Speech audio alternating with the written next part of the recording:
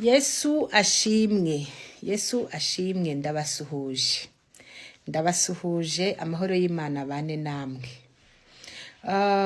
Ndashaka gusubiza iyi comment y'uyu muntu. Uyu muntu aranzi yavuze n'izina ryanjye. Aravuga ati bebe ni izina ryanjye ry'irisirino. Navuze nti uyu muntu aranzi. Ariko rero reka mbanze mbabwire. Umva wa muntu we niba unanzi. Ukaba unanzi neza. Ntabwo bivuga yuko niba narabuze abantu muri jenoside ngomba guhora nicaye ku kinyoma. Je ndi umukristo. Ndi umukristo, icyo kinyoma rero cyo kuguma mbeshya ko iyo jenoside yakorewe ubwoko bumwe abandi bapfuye ntibavugwe, ntago ugiye ibyo bintu nabibamo, never. Ndi umukristo n'undi wese usenga. Niba mure mu rukundo mu banyarwanda, abana mubyaye mujye mubabwiza ukuri, kuko twe turiho turatega zivamo, ariko twarabyaye kandi aba bana bakeneye kuziyumvamo. Aba bana tuzasiga u Rwanda rw'amahoro. Naho ubundi kuvuga ngo mwabikuye mu marangamuntu, mubikura mu marangamuntu ibyo bintu byanyu by'amoko, kandi byagera mu kwa kane hakibukwa bamwe abandi ntibibukwe, ntabwo bishoboka. Nuko no kubakira ku kinyoma. Abana muriho murabakubita mu rudubi, ntabwo ari byiza pe. Aba bana bacu tubyara ahantu bariho barajya baje bazisanga ahantu habi cyane. Umva rero muremo urukundo mu bantu, munababwiza ukuri kw'ibyabaye. Jenoside yabaye agatogo, nongere mbisubiremo.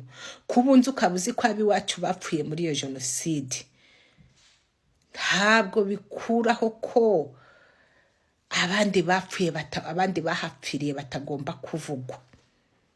Oya, ntabwo bishoboka. Jenoside yazize abantu benshi. Abantu muyivuga nta nubwo murayitirira. Ese buri umuntu avuze gukomana. Mbere ho najyaga mvuga nti wenda bari abapfuye ntabwo bari benshi, ariko ho numvishije inkotanyi nabo zisha abantu, zikica abantu iyo ngiyo ku Gikongoro, zikica abandi iyo muri Kongo, zikaba zisigaye imyaka 30 ishize zigikora ubugome. Ushatse kuvuga ubumwe n'ubwiyunge bw'abanyarwanda avuze ati n'aba bahutu barapfuye bafite agahinda, zikamwica, zikabura ubumuntu n'abazifashije kugera ku butegetsi, aribo ba Rwigara, ba Rujigiro, bandi aba bakire bose, nazo zikavana mu gihugu zikarandura. Zigafata umucika cumu nka Dewo Mushayidi utaragiraga umuntu n'umwe biciye, warwanye ku rugamba, akazizana mu Rwanda, akaba baramufunze forever. Ngaho ni mujye mwibaza. Witwa Kizito Mihigo, papa we yishwe n'abahutu, nawe yishwe n'abatutsi. Ubwo bwicanyi bwose muburengeho, ubwo se muburengeho, mukomeze mubogame, mureke kuvugisha ukuri, muhere mu kinyoma gutyo gusa, kinyoma cya FPR. Gusa nukunga abantu, ntabwo kwaba ari ukunga. Abanyarwanda bafite ibintu byinshi bibabaje, abanyarwanda bafite ibintu byinshi mu mitwe yabo. Dukeneye umuntu utwunga, wumva kote zombi, utavuga ubuhutu n'ubututsi, utabufite mu mutwe. Naho kuvuga ngo mwabikuye mu irangamuntu mukabishyira mu mitima yanyu, nta kintu bivuze, nta kamaro. Ibyo bintu mwakuye mu irangamuntu mukabirekera mu mitima, mu kwa kane mwarangiza ngo Genocide against Tutsi, ubwo se mwarabikuye mu irangamuntu ngo ubu hari ndi umunyarwanda. Ndi umunyarwanda, yadiriya ndi umunyarwanda iranasetse. Ahubwo mujye muyita ndi umututsi. Ni ndi umunyarwanda se cyangwa ni ndi umututsi? Ndi umututsi. ndi umututsi. Ni byiza ba proud y'ubututsi, ndabe proud y'ubuhutu, ndabe proud y'ubutwa, gusa ntihagire ubyicisha undi. Ntihagire ubyicisha undi abyitwaje. Byaba ari byiza kuko no mu Bugande haba abacori, haba abatoro, haba abahima, haba abaki, ariko bose ni Abanya-Uganda. Kandi ntawe ubyicisha undi, babanye neza. Abagande bakagira umwami wabo, buri muntu akibera muze n'undi akibera muze. Byaba byiza mwibereyeho nko kwa Museveni. Ariko mu Rwanda jenoside, Kagame narababwiye ngo Kagame n'agatsiko ke arayigurisha, we arayigurisha nta bindi. Ni bizinesi. Navane bari abantu bari ku Gisozi bagende baruhuke mu mahoro. Hariya nta babyeyi be barimo, harimo ababyeyi bacu. Nta mpamvu yo kuguma bandika hariya ku Gisozi n'ahandi hose. N'abagende babahambe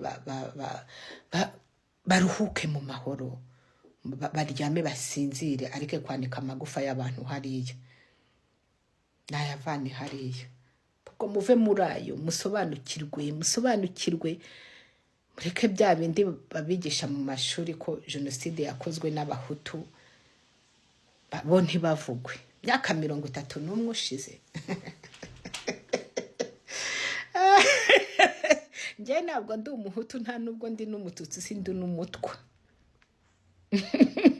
Njye nta bwoko ngira. Nzajya mbivuga gutyo gusa. Ibyo ntabyo ngira byanyu. Reka.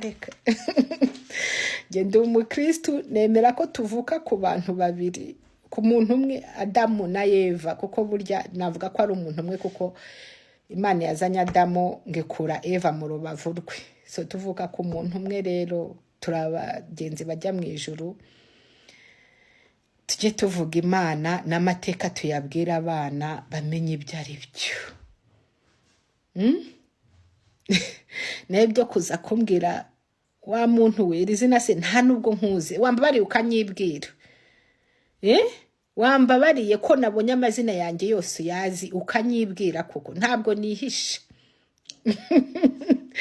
Ntabwo nihisha. Niba unanze mbwira, nzaza i Kigali vuba. Nta mvura idahita. Ibi byose bizarangira twongere duhura, ariko wananyibwira. Nta mvura idahita, mbabarira uzajya inbox unyibwire. Sawa rero, ndabona unzi. Uko narindi kera niko nkiri, ubu noneho ahubwo byarushijeho kuko unamenye Imana. Kera nta n'Imana narinzi, niba twarasangiraga izo byeri z'i Kigali. Ubu ninza tuzasangira fanta. N'abantu basigaye bambwira ngo sinkababihirize. Ndiho ndanywa amafanta, ndiho ndanywa iki. Tuzasangira agafanta, dusangira amazi, tuvuga umwami Yesu. Turirimbe, tubyine intsinzi. Nzaza tubyine n'izindi ntsinzi z'uko hazaba haje ubumwe n'ubwiyunge bw'Abanyarwanda. Sawa, umunsi mwiza, umugoroba mwiza, ndabasekeje Banyarwanda we.